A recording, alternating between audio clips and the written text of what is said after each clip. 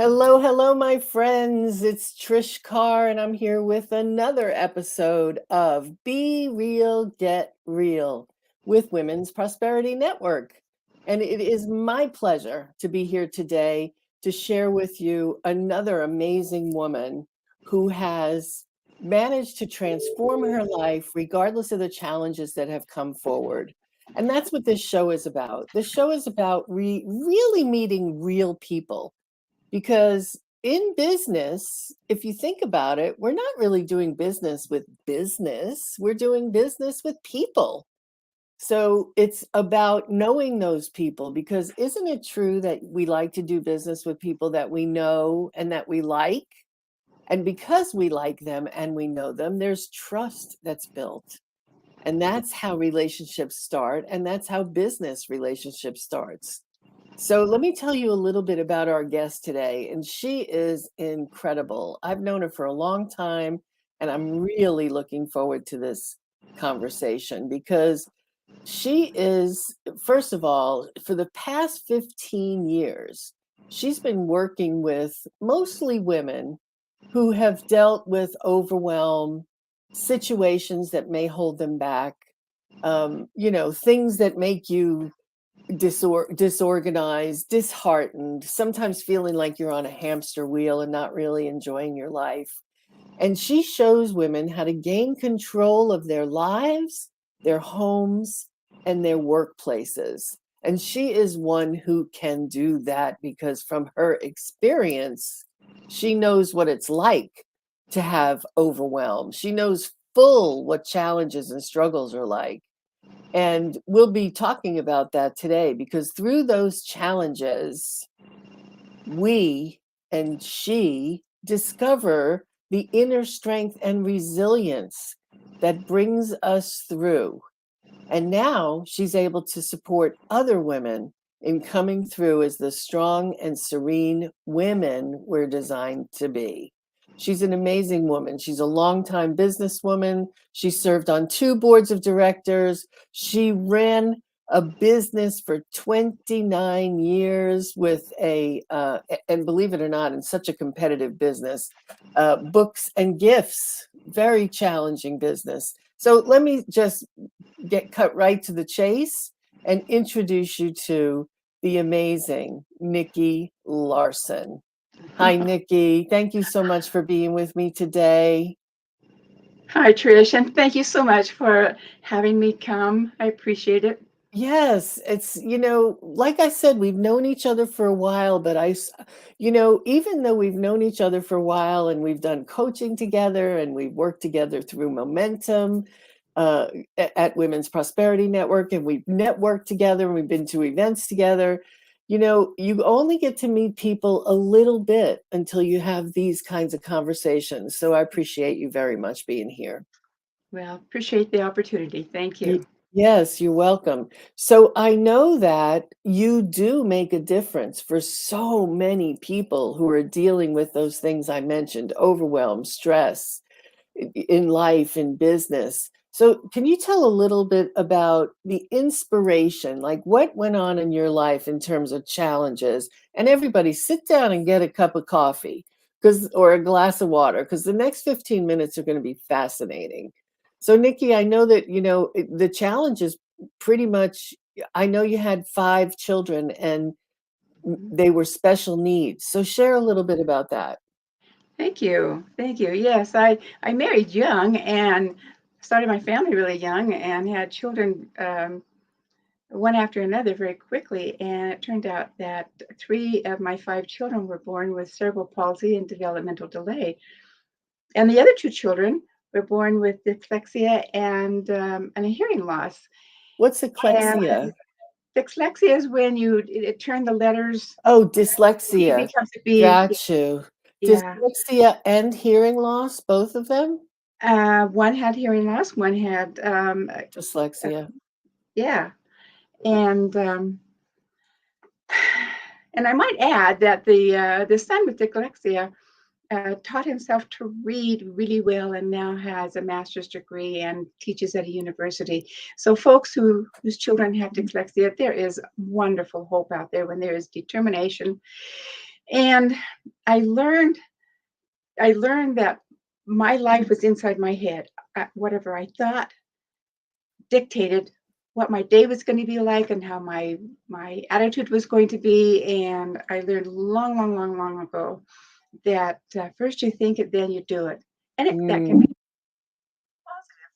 And so I have been a lifelong self-development learner, and the first experience that I had was in the Silva method, which was profound and gave me wonderful directions of being able to control me. And I'm not saying I'm really, really good at it because I have meltdowns all the time, but through I learned through emotional freedom tapping that I could control that. When I have my meltdown, I could take myself away and get that under control. So as I as I had my children and there was 1 month that I had 90 doctor's appointments and physical therapy appointments, and it just was bizarre. And finally, I was able to get some help. And that's one of the things that I try to teach my ladies is that you're not alone, and there's help, and it's not bad to ask for help. And You know, it not only is it not bad, it's like brave, don't you think, to ask it for is help? Because we get all these messages that, oh, you can't ask for help. That means you're weak, right? Or if right. you ask for help, it shows that you can't handle things yourself. So it's brave, Nikki Larson. I had that attitude for a long time that I'm strong enough, I can do it myself. Whatever's given to me, I will do it. And I about lost me, to be honest. And I learned that it's brave to ask, and it gives other people an opportunity to serve, which, as we are learning now, that service is so good emotionally, mentally, and spiritually.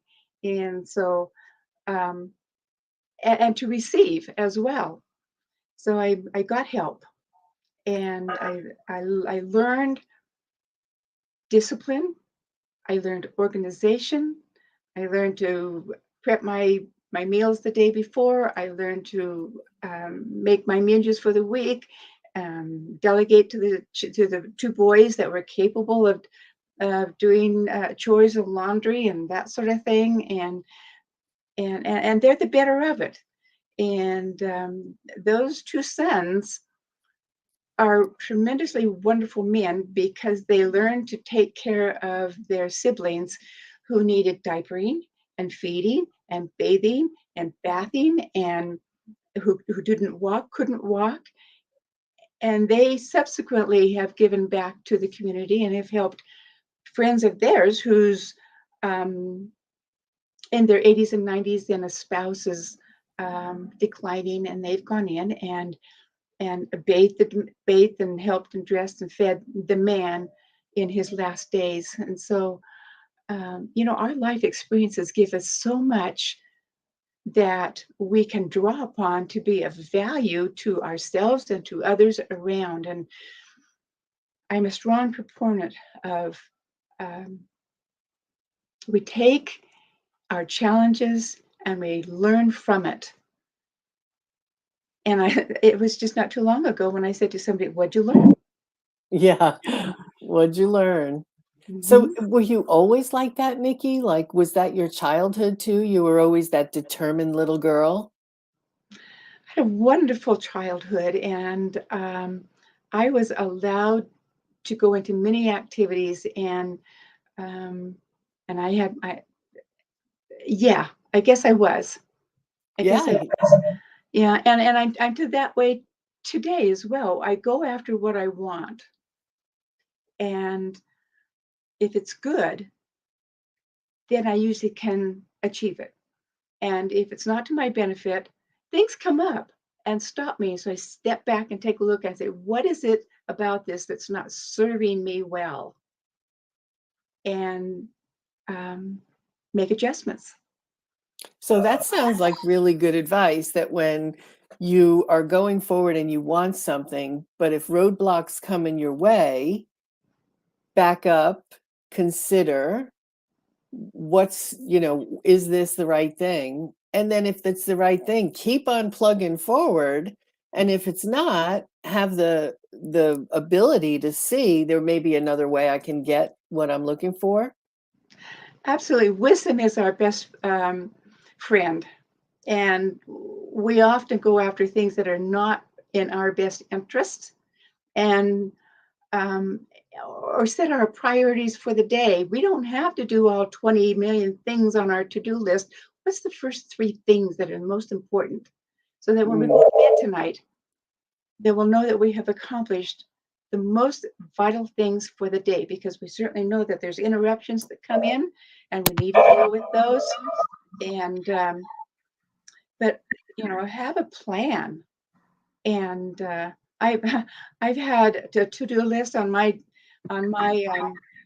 uh, kitchen counter for years. And when things were so hard, the first thing I would do is I put number one, wake up. Number two, get up, get dressed, so I could cross them out, and I'd have two things done. Because having the multiple disabilities and all of that, and taking care of my husband, who was working really, really, really hard, and he had three jobs, and I was babysitting and doing dressmaking and caring for the children. It was like nuts. I'm sure it sounds like you were juggling all kinds of balls in the Yeah, air. yeah, I love your advice about some days it's going to be get out of bed, get dressed, take a shower, right? And mm, some days it's going to be tackle that project that you've been working on and get in touch with somebody you've been putting off. And some days it's the push, and some days it's like I need to just do what I can do to function and to yeah. be okay with that. And How are that's you the key. okay with that? That's the thing. That's the key, is to be okay. To be okay. I was given the title Woman of Steel after my husband died, and he died by his own hand. And I had so many people say, "You are just like a woman of steel," and I was so honored that I could that people thought of that way about me, until it wasn't. Until I just wanted to be me. I just wanted to be able to be uh, mourn and normal and whatever normal is, but I just wanted to be able to live day to day.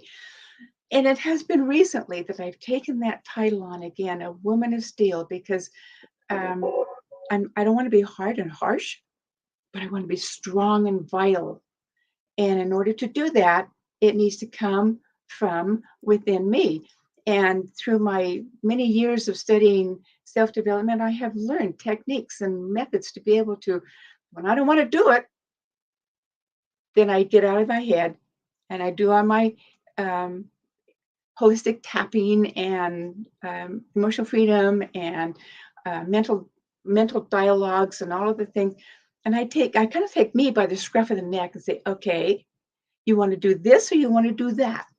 So I just take my own advice and decide what it is that's the best thing for me and my family and surrounding. I take in consideration everyone, but I do the self-care is just critical. I've learned to set boundaries. This I'll do, this I won't do. You can't talk to me that way. You can't treat me that way. I won't let you do that. And that has just been wonderful to be able to feel good about myself, because I have taken all my life experiences and recognized that these are all learning steps. I am better for everything that I've gone through. Well, that's a wow to me that you take yourself by the neck and you do that. And I wonder, you must have a support system of people around you that support you in feeling good and keeping forward. Like, who do you have around you to help you stay in that space? Oh, that's a very good question. Developing good friendships is very, very important. I remarried after 5 years of widowhood, and my sweetheart is a psychotherapist, and and Ah, that worked out well. that was wonderful. I teased him and said, "Are you psychotherapying me?" And I'm grateful because he's not let me wallow because I'm a good wallower, and he was and is able to um, help me work out and around. And I have, even in this new location of I've been here in Utah for 14 months, and that's um, a whole new life for me.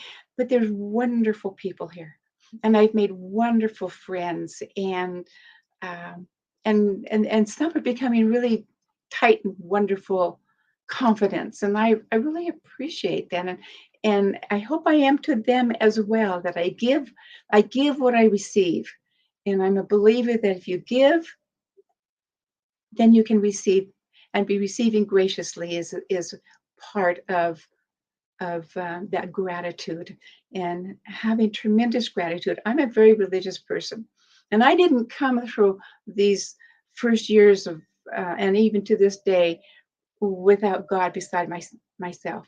And my oldest daughter just went through her second cancer surgery, and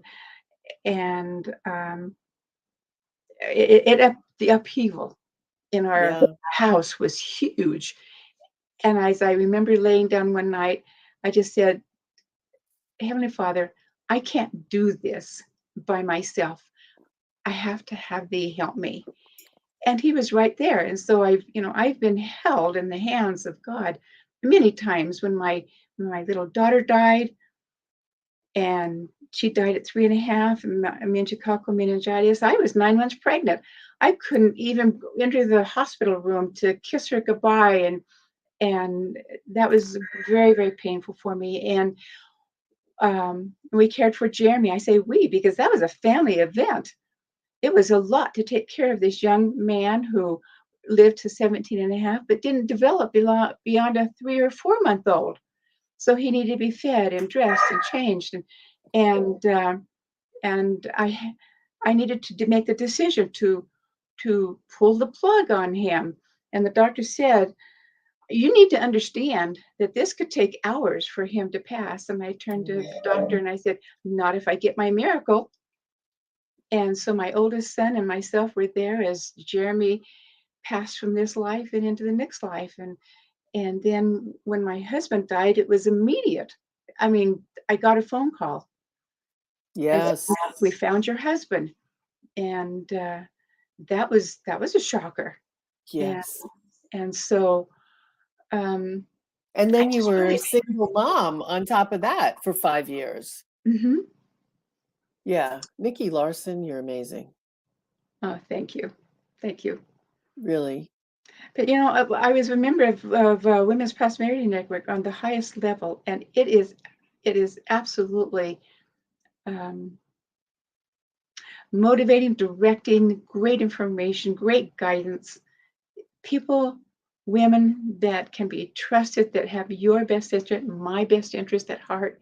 And so it's a great organization. Great Well, organization. you make up that community, and women like you make up the community. And I have to agree that this community is just full of amazing women like you. And, we all have our backstory. We all have the things that have been the circumstances of our lives. And what I find is really common among us at Women's Prosperity Network, like we allow ourselves our pity party and then we pull ourselves up by our bootstraps. We're Hmm. supported by each other. We become friends and we have people to help us and move us forward. And you're one of those people. And I'm so honored that you are a member of this community. And I'm also so honored that you shared your story today, because I think there's people out there that need to hear that, you can get through. I mean, the loss of a child twice, Yeah. and yet you're still moving forward. You have an adult daughter with special needs who has cerebral palsy and now is going through cancer therapy. You're a walking miracle yourself, and I so appreciate you sharing today. Thank you so much. If I were to ask you, if somebody's watching us today or on the replay, however, and they're feeling like life is just dumping on them, what's one thing you might suggest they could do to start moving out of that space? Good questions. I'll give you two. One, first of all, breathe deeply. Now, that's kind of the big thing right now. But the reason why is because when you breathe and hold that breath, it changes your brain chemistry and allows you to think differently. Secondly, make a list of all the good things that you have, your gratitude list, and then read it and allow that to soak into your soul. That's wonderful. And start with, if you don't know where to go, I woke up today. I took a shower. I got Absolutely. dressed. Absolutely. Wonderful. Thank you so much. Tell us a little bit about Strong and Serene. Should I go there? What can I do there? What's on strongandserene.com? Thank you for asking. There are gifts on Strong and Serene, and there's some tapping scripts, and there's a way to connect with me and allow me to um, just connect with you and have a good conversation, find out where you're at, and what's the best next step in your life. Yes, that's the question. The next best step. Nikki Larson, thank you so much for being with us today. And thank all of you for participating, for watching, for your comments below. Go ahead and make a comment. What do you do when you're in that place of, I don't know what to do next? Nikki says, breathe and then focus on what's good in your life. And I agree with that. So thank you everyone for being with us. Nikki Larson, thank you so much. Make sure you go to strongandserene.com and get your free tips, suggestions, strategies. And we'll see you again next week on another episode of Be Real, Get Real with Women's Prosperity Network. Bye, everybody. Thank you. Bye bye.